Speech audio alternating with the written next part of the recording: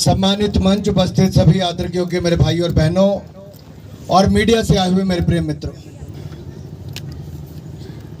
मैं जब इन खूबसूरत पहाड़ों की ओर देखता हूं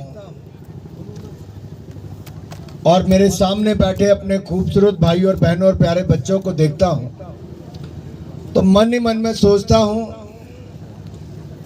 कि हमारी कितनी पीढ़ियों के साथ कितना बड़ा अन्याय कांग्रेस, नेशनल कॉन्फ्रेंस और पीडीपी ने किया। जब दिया तो केवल आतंकवाद गोलियां ही दी।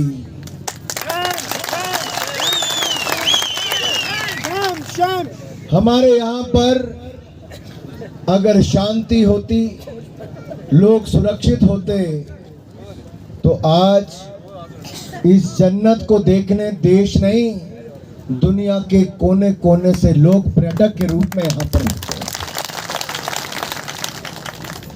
लेकिन जिनका खून बहा, जिनके आंसू बहे, जिनका पूरा जीवन चले गया, उनका क्या कसूर था कि वो 3 परिवारवादी पार्टियों को 73 साल उनको यहां पर राज करने का अवसर मिला।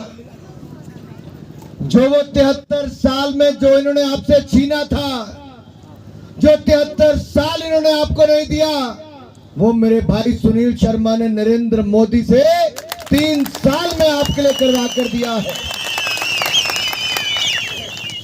जब सड़क, शिक्षा, स्वास्थ्य की बात करते हैं, कॉलेज, आईटीआई की बात करते हैं, अगर 3 सालों में ये हो सकता है तो 3 परिवारवादी पार्टियां क्या करती रही। इन्होंने जम्मू कश्मीर को लूटकर खोखला कर दिया मेरे भाई और बहनों।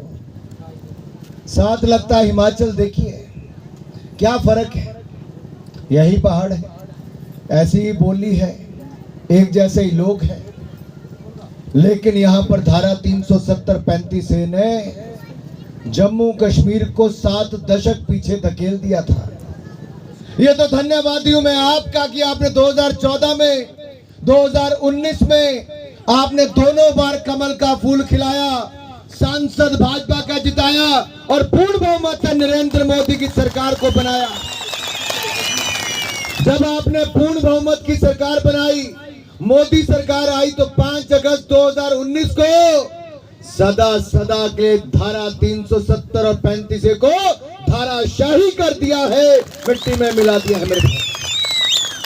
अरे नेशनल कॉन्फ्रेंस वाले और कांग्रेस वाले कहते हैं हम आएंगे 370 लाएंगे।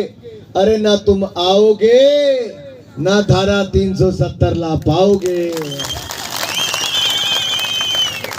ये कहते हैं आएंगे आपका ट्राइबल दर्जा छीन लेंगे। अरे मेरे भाई और बहनों, ना ये देने लायक थे ना अब छीनने लायक बचेंगे मेरे भाई और बहनों।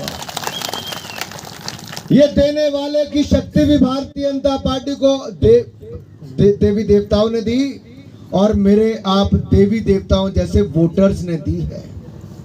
हमारा वायदा था आपसे, आपको याद होगा डीडीसी के चुनाव में भी मैं जब प्रभारी के रूप में था, मैंने भाई सुनील शर्मा जी से कहा कि हमारी वर्षों लंबी पुरानी मांग है, ये कोई पूरा करेगा तो हम करेंगे। उस समय कोविड का दौर था, उस समय तो जान बचानी बहुत जरूरी हो गई थी, घरों में रहना मजबूरी हो गई थी, मास्क पहनना मजबूरी हो गया था, एक दूसरे से 10 कदम का डिस्टेंस रखना भी जरूरी था। लेकिन उस समय भी ईमानदार नेता देश में था, ना उसने गरीब की थाली खाली होने दी और आपको इस बीमारी और महामारी से भी बचाया, मुफ्त में वैक्सीन का डोज भी लगवाया। भाई मुझे लगता है वैक्सीन का डोज आपको ही लगा, इधर नहीं लगा। आपको लगा कि नहीं लगा? लगा नहीं लगा? तो दोनों हाथ इकट्ठे आपके क्यों नहीं होते भाई? जब मुफ्त में दवाई भी लगी है, मुफ्त में वैक्सीन भी मिली, मुफ्त में अनाज भी मिला, सड़क भी बनी, शिक्षा और स्वास्थ्य भी बना। अरे इनके सरकार के समय क्या था? युवाओं के हाथ में पत्थर दिए थे, हमने फोन और लैपटॉप देने का काम किया है। ये अलगाववाद देते थे, आतंकवाद देते थे, पथरावबाजी करवाते थे, हमने पथरावबाजी को समाप्त किया, हमने आतंकवाद को समाप्त किया, हमने अलगाववाद को समाप्त किया। हम अब विकासवाद की राजनीति करेंगे, विकास विकास और केवल विकास करेंगे। मेरे भाई और बहनों, 81% कमी नागरिकों की हत्या में जम्मू कश्मीर में आई है। 50% से ज्यादा कमी सुरक्षा कर्मियों की हत्या में आई है। क्या ये ठीक हुआ कि नहीं हुआ? क्या ठीक हुआ कि नहीं हुआ? क्या शांति रहनी चाहिए कि नहीं रहनी चाहिए? क्या विकास होना चाहिए कि नहीं होना चाहिए? क्या रोजगार के अवसर मिलने चाहिए कि नहीं मिलने चाहिए? और ये कौन दे सकता है? कौन दे सकता है? भाजपा ही दे सकती है। और मैं आपको विश्वास दिलाकर जा रहा हूं, आज रेलवे लाइन भी हम लाए हैं, रेल भी हम लाए, खेल की सुविधाएं भी हम ही देंगे मेरे भाई और बहनों। सुनील भाई, मैं इतना कहने आया हूं, आपके बीच में हूं। मेरे नौजवान साथियों, आप हिम्मत मत हारना।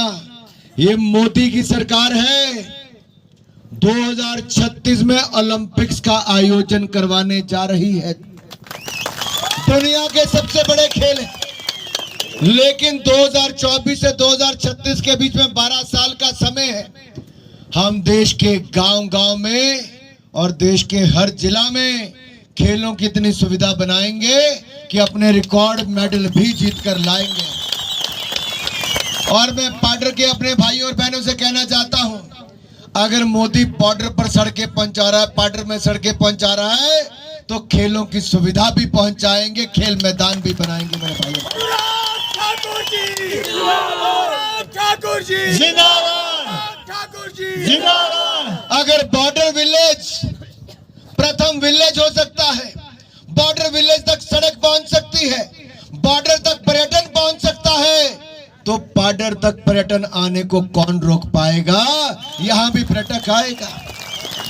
मसूरी में थोड़ा से दूर वहां पे कैंपटी फॉल है, ऐसा झरना जैसे आपके पीछे बहता है, उसको देखने हर साल लाखों लोग आते हैं। तो हमारे यहां लाखों लोग क्यों ना आएंगे भाई? क्यों नहीं आएंगे? आने चाहिए, नहीं आने चाहिए? आने चाहिए। अब मोदी जी ने उसमें क्या कहा कि हम होम स्टे योजना को भी बल देंगे, हम मुद्रा योजना से 20 लाख रुपए तक बगैर किसी गारंटी के आपको अपना कामकाज करने के लिए देंगे। भारतीय जनता पार्टी। अभी तक हमने 43 करोड़ मुद्रा लोन दे दिए हैं, 43 करोड़ जनों को, जिनमें से 65% महिलाएं हैं।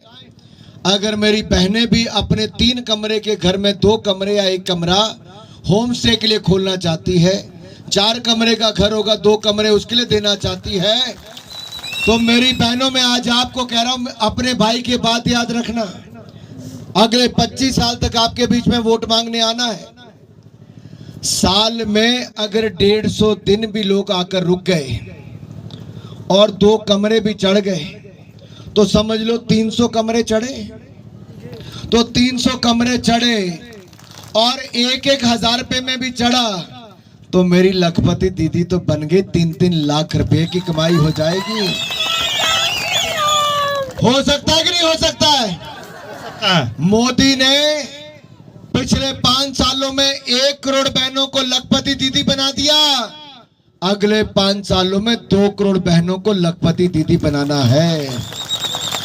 और जब ये लोग आएंगे तो कोई आपके यहाँ के चावल लेके जाएगा, कोई राजमा लेके जाएगा, कोई सब्जी लेके जाएगा, कोई शॉल लेकर जाएगा, कोई मफलर, कोई टोपी, कोई जुराब, कोई और सामान लेकर जाएगा।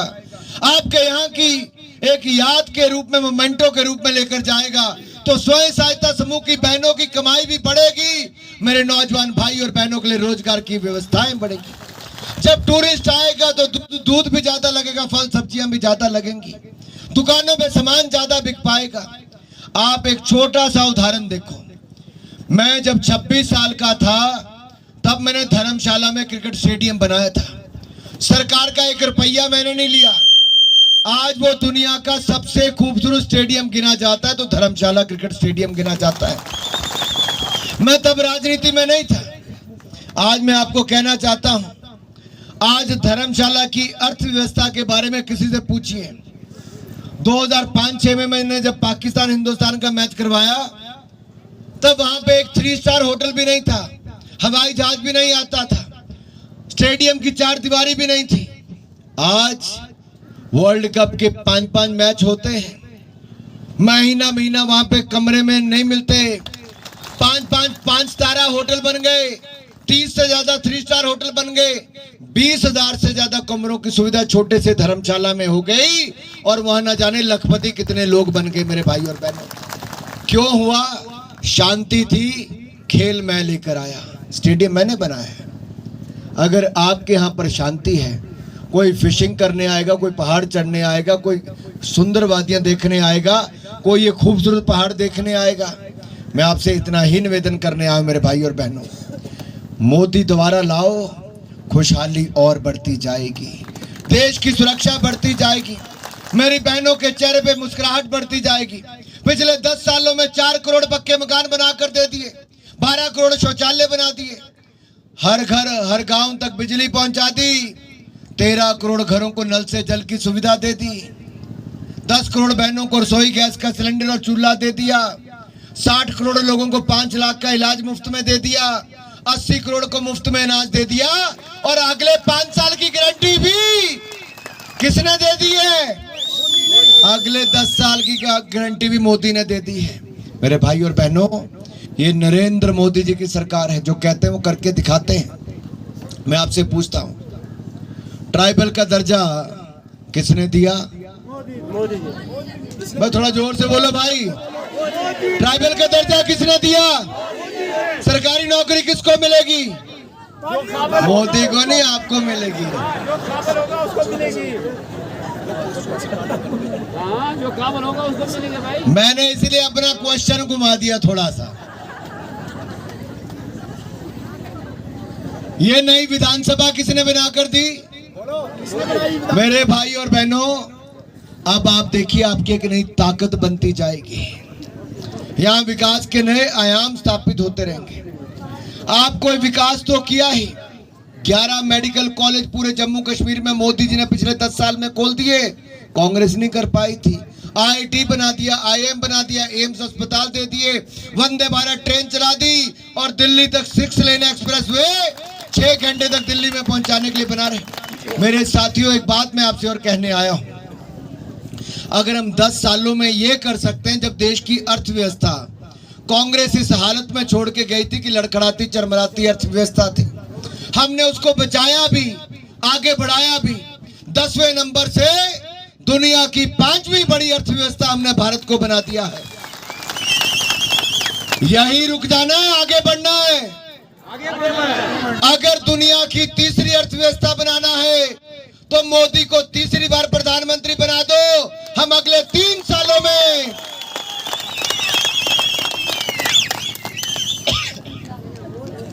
3 सालों में भारत को दुनिया की 3री बड़ी अर्थव्यवस्था बना देंगे। मेरे भाई और बहनों, मुझे 2-3 बातें अभी आपसे और करनी है। मेरे देश की सीमा मेरे सैनिकों ने सुरक्षित रखी, लेकिन इस क्षेत्र में आप लोगों की एक बहुत बड़ा योगदान है। चाहे आतंकवाद आया, अलगाववाद आया, आपने पलायन नहीं किया, आप डटे रहे, आप इस क्षेत्र में बने रहे। मेरे भाई और बहनों, ये आपकी पीठ सुनती है। जब ये कहते थे लोग हिंदू मुसलमान को बांटने का काम करते थे, कोई कहता था मोदी आएगा मुसलमान खत्म हो जाएगा। अरे मोदी जी गुजरात में आए तो वहां पे भी सारे समुदायों का विकास हुआ। मोदी जी 10 साल से देश में हैं तो सबका साथ सबका विकास मूल मंत्र के साथ काम किया है। अगर सिलेंडर हिंदू को मिला तो मुसलमान को भी मिला, सड़क हिंदू को मिली तो मुसलमान को भी, अनाज हिंदू को मिला तो मुसलमान को भी, अगर वृद्धा पेंशन मिली तो हिंदू को भी मुसलमान को भी। हमने कोई भेदभाव नहीं किया, ना ही आगे कोई भेदभाव करेंगे, इस बात का विश्वास दिलाते हैं। हमने गुर्जर समुदाय से कहा था हम आपको आपके अधिकार देंगे, वाल्मीकि समुदाय को, अनुसूचित जाति को कहा था अधिकार देंगे। जो 70 साल तक कांग्रेस ने छीन कर रखे, वो नरेंद्र मोदी जी ने आकर दे दिए हैं। मेरे भाई और बहनों, मैं एक बात आपसे और करने आया हूं, हमने अपनी सीमाओं को सुरक्षित किया, फाइटर एयरक्राफ्ट राफेल जैसे दे दिए, तेजस एयरक्राफ्ट देश में बना दिया, टैंक तोप मिसाइल आज देश में बन रहे हैं। आज दुनिया पर निर्भर नहीं, आत्मनिर्भर भारत बनाने का काम हम कर रहे हैं। 1 लाख करोड़ का रक्षा उत्पादन हमने यहां पे किया, अब हमारे हिंदुस्तान में बन रहा और दुनिया को दे रहे हैं। ये मोबाइल फोन जिससे आप रिकॉर्डिंग कर रहे हैं, ये कभी दुनिया के देशों से आता था। पिछले 6 सालों में भारत दुनिया का दूसरा सबसे बड़ा निर्माता बन गया है।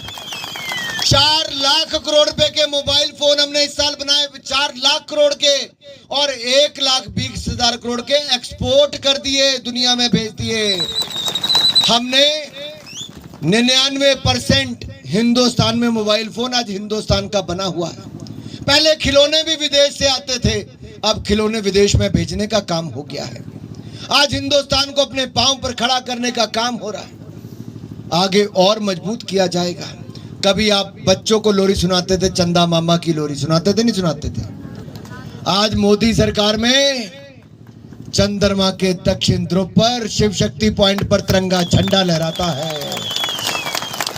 मंगलयान मिशन सफल, चंद्रयान मिशन सफल, अब गगनयान की तैयारी है, ऊंची उड़ान भरने की तैयारी है।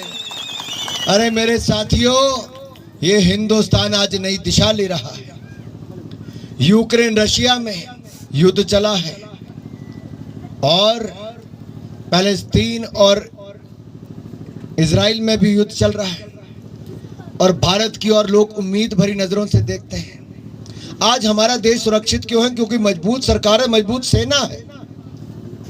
लेकिन कांग्रेस क्या कहती है कि जो अटल जी के समय परमाणु बम बने, परमाणु हथियार बने, इन सबको खत्म कर दो।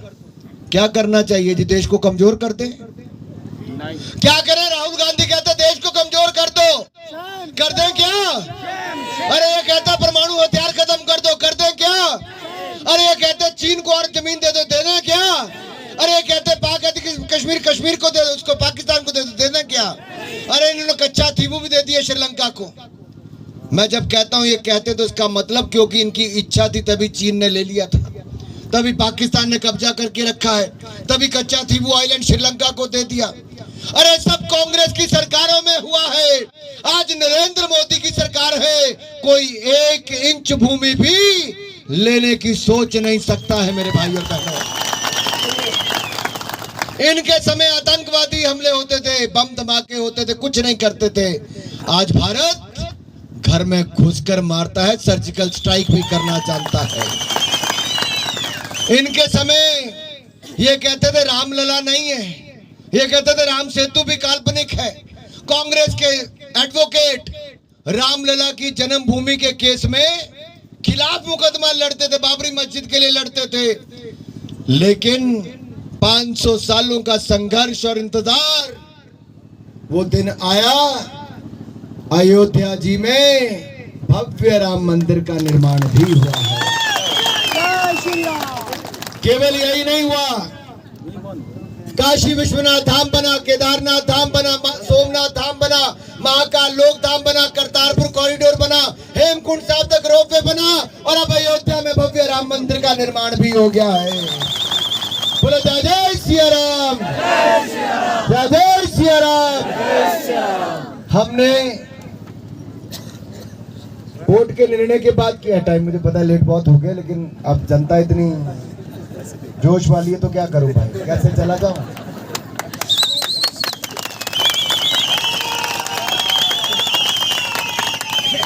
आज मैं चला जाऊंगा आपसे वायदा लेके, लेकिन एक वायदा कर रहा हूं भाई, सुनील जी जब चुनाव लड़ेंगे तब इनके लिए वोट मांगने भी आऊंगा, आपका आशीर्वाद लेने भी आऊंगा।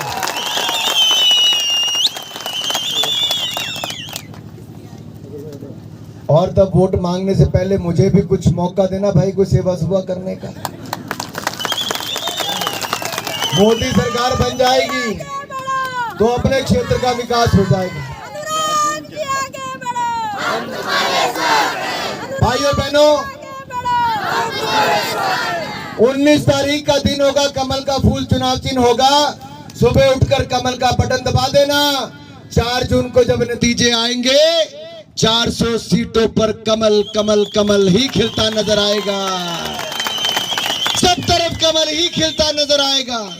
हमने पिछली बार 303 सीटें जीती थी, 72 सीटों पर हम लोग दूसरे नंबर पर थे, लेकिन अब और आगे बढ़ते जाएंगे। मेरे साथियों, समय का अभाव है, मुझे जाना है, लेकिन ये गर्मजोशी, ये प्यार, ये आशीर्वाद सदा याद रहेगा। हमारे बॉर्डर ही नहीं मिलते, बॉर्डर वालों के साथ दिल भी मिलते हैं मेरे भाई और बहनों। तो एक बार विश्वास दिला दीजिए, मोदी जी को जिताना है, तीसरी बार प्रधानमंत्री बनाना है, डॉक्टर जितेंद्र सिंह जी को जिताना है, तो कमल का बटन दबाना। बोले भारत माता की, भारत माता की। इधर वाले कैमरा इधर ही रखो जरा थोड़ी देर, जिसके दोनों हाथ खड़े होंगे मैं समझूंगा पूरे परिवार का वोट। भारत माता की, भारत माता की, भारत माता की। वंदे वंदे वंदे वंदे वंदे। भारतीय जनता पार्टी जिंदाबाद, भारतीय जनता पार्टी जिंदाबाद, श्री नरेंद्र मोदी जिंदाबाद।